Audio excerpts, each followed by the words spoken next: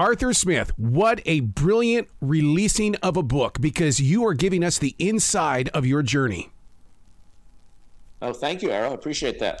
I mean, it's like you give yourself permission to take chances. Those chances become what we're talking about at the water cooler. You learn from it. And I believe things are meant to be. But, I believe we make our good fortune. Everything that's happened to me is usually by when I've extended myself. Not that haven't been blessed with a lot of good luck and all the other things you need to be successful, but I believe you have to put yourself out there. Yeah. And it's been a great journey writing this book, because when I wrote it, I saw this through line, and it started when I was very young. I grew up as a very shy kid, and my parents were worried about me, but something happened to me when I was very young, when I was 9 years old, and I'll tell the story. I tell the story in the book. Again, teasing a little bit, but it changed my life. It changed who I was, and I went from this shy kid to this outgoing producer somehow, and I've been blessed. In order to get there, you had to have leaders that believed in your efforts as a creative mind, because, I mean, like I said, you take chances that other people may think about, but they don't activate it. No, it's true. I mean, you listen, it's always easier to reach when you're reaching from a strong foundation. And for me, that was my parents. And, I had an amazing mom and dad. And, I believe when you tell a kid that, or you tell a kid or treat a kid like he's special, they start to think that they are. And they gave me the confidence to go out there and reach. And like I said, I had a number of experiences when I was younger that led me to believe in this power of reach. But along the way, I've had some unbelievable mentors. We all have to have mentors who reach and help you. And, Dick Clark was probably the most important mentor of my life. Moved me to LA, got me my green card, saw something in me.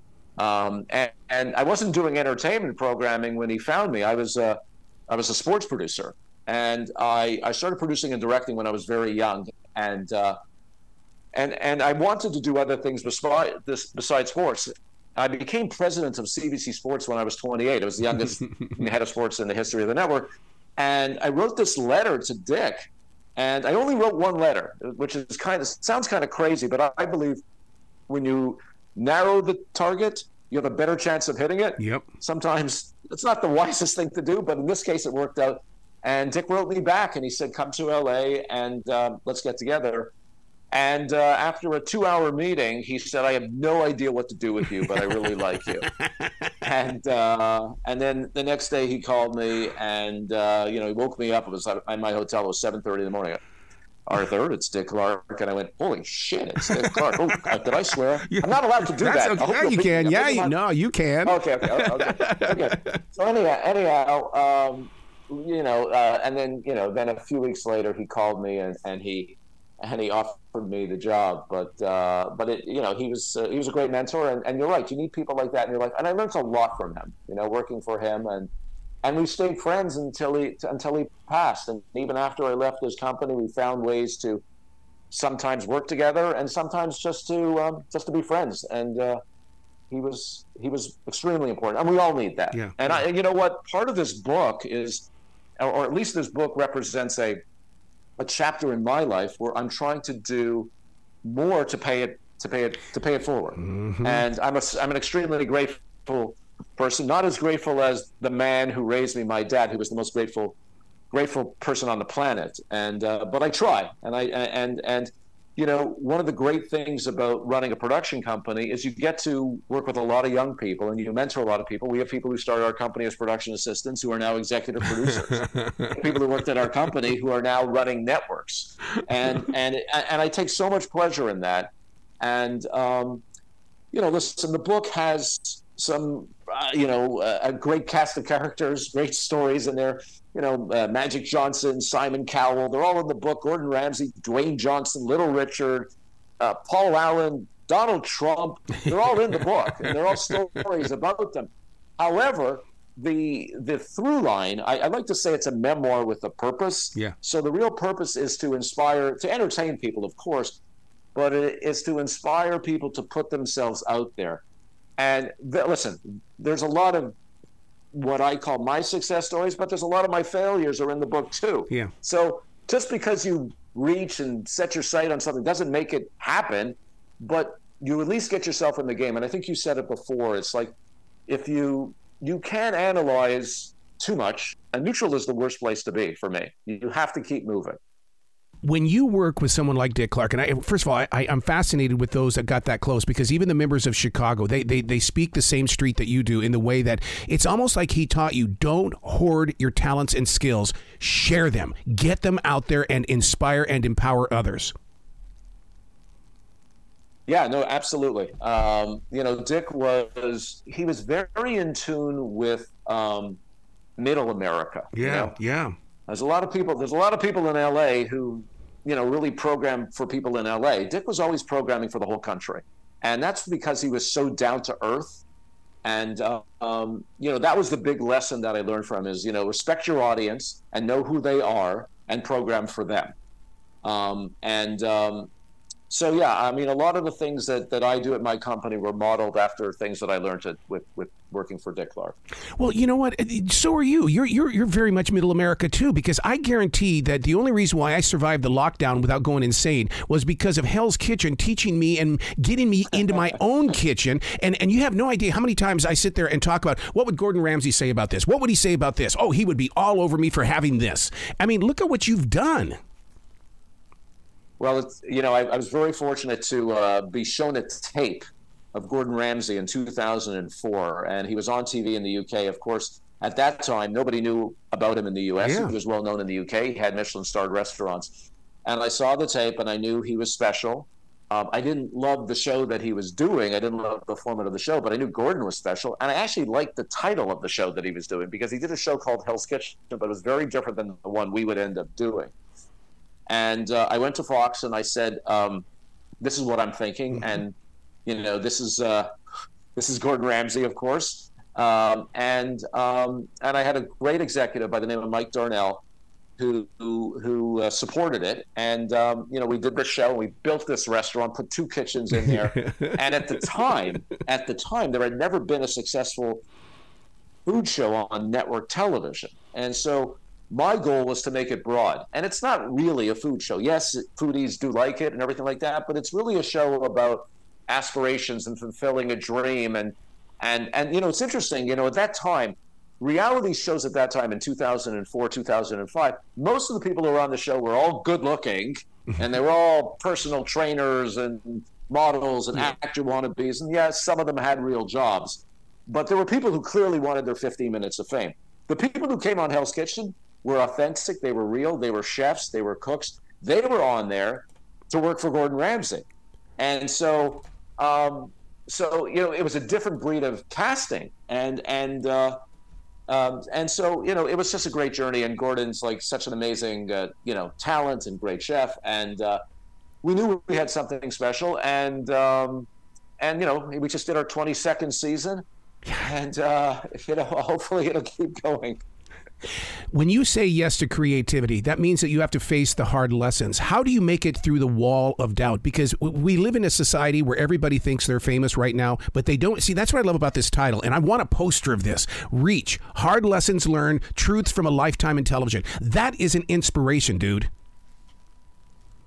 Well, thank you for that. I mean, listen, in spite of all the things that have happened to me, I know that I've been fortunate. You have to have a series of breaks, but I, work ethic is really important. When I was in my 20s, I didn't have good life balance. People talk about life balance, and I did not. I gave up a lot for this career. I worked hard at it. It's not enough, as I said, just to reach and make it so.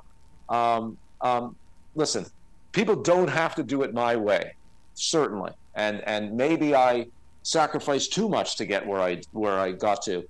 But I do believe, like I said, in putting yourself out there. If you're not going to put yourself out there and take chances, it's not going to happen. It really doesn't. It doesn't, good luck, and these opportunities don't happen because you're you're famous on Instagram. Oh, wait a second. It can't happen if you're famous on Instagram. I take that back, because that's a whole new career. I set myself up there on purpose. I did. I really did. You're right. It's changing like all the time. It's almost like we're getting very anxious about what's going to be happening with the AIs. Are you looking into that, or is it something where it's like, okay, we need to find some rules here because things are going to really change? I'm fascinated by AI. We've played around with it as we're developing shows. We've played around with things like sometimes, we're like visualizing a set for a show. Well, we just talk to AI and say, "Hey, AI, can you come up with something like this?" And it does a pretty good job. Not as good as the professionals that we use to make our sets, but it at least gets them in the ballpark. Sometimes it's better than me drawing something on the back of a napkin and saying, "This is what I want it to look like." I now go to AI and say, "Hey, help me out here. I want I want something with a swimming pool and a mansion and with a party going on, and that scene. Can you do that for me?" And like I said, it's better than my very awful drawings. You're brilliant at getting the right host for the right show. I've been with all the hosts on American Ninja, and I mean they are so into that. And when you watch it and you experience it, their storylines go with that sport. And I mean that's what draws me into it, and it's a continuation. Where did you come up with that format? Well, when I was first shown the tape of a show called Sasuke in Japan, it was airing on the G4 network, which no longer exists. And when I saw the tape, what I liked immediately was this, ordinary people trying to do extraordinary things. Yeah. And usually they failed. Usually they didn't do very well. But it was a plumber, it was a teacher, it was a dental hygienist, and I was so fascinated that for me, I went back to my thinking when I was doing the Olympics. I've produced 3 Olympic Games. And, when you're doing Olympics, you try and make people care about the people because they're watching a sport that they see every 4 years. And you have to get vested in the character. You have to care about them.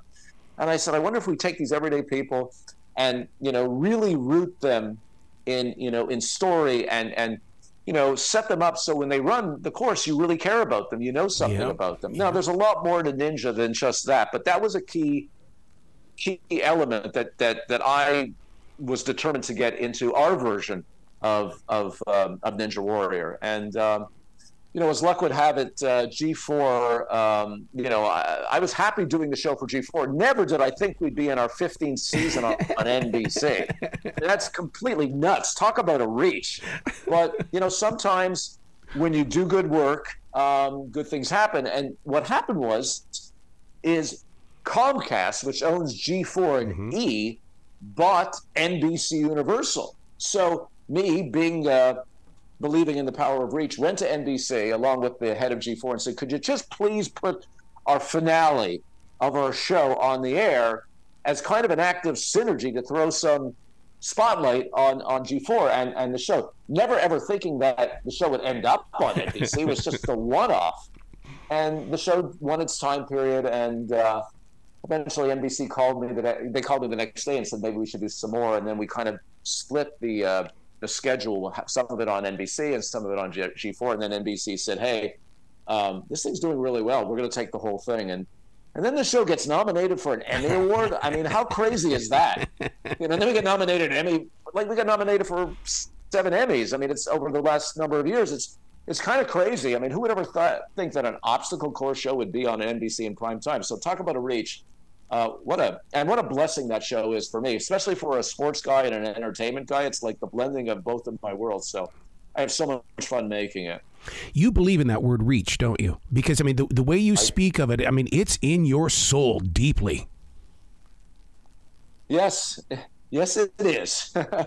And unfortunately, it is. Sometimes you gotta celebrate the now, and not look too far into the future. That's been the one thing that if I could talk to my younger self, that's the one thing that I would say to myself. I'm a lot better than I was when I was younger, when I was in my 20s, when I was always kind of planning and looking ahead, because you have to enjoy the now while you're looking ahead. And there's a danger that if you're overly ambitious, you may forget, and you should celebrate the stuff that you're doing now. And like I said, It's something I have to work at. I'm much better at. But yes, I do believe in the power of reach. Yes, I believe when you reach, when you reach, you have a chance of filling your potential. That's the only chance. Actually, it's the only chance you have of filling your potential. Yep. Did Van Gogh visit you in a dream? Because that quote that you start this book off, man, I'm telling you, it is going to change my life forever. I love that you put it in there. Yeah, it's funny. It was the perfect quote. So much of listen, I'm a big reader, and I love nonfiction books, and I stumbled upon this quote. Honestly, I don't even remember where it was because it was years ago. But essentially, it says that I can't even remember it off by heart. But essentially, it's like when you reach, you find out when you reach for something that's beyond your grasp. Sometimes you actually find out you can actually do it. Yeah. And that's, you surprise yourself. You got to come back to this show anytime in the future. The door is always going to be open for you, Arthur.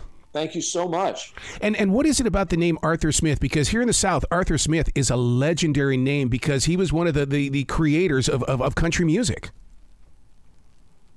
Yes, I'm aware. I'm aware, and I am not the only Arthur Smith. There's another Arthur Smith who's the coach of the Atlanta Falcons, and it's funny because I work with the NFL right now. We do the Pro Bowl games for the NFL, which is the skills competition with the NFL.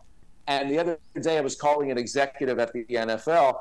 And I said, just tell him it's Arthur Smith going in. And he started asking, what am I going to do with my quarterback? And I was like, you got the wrong Arthur Smith.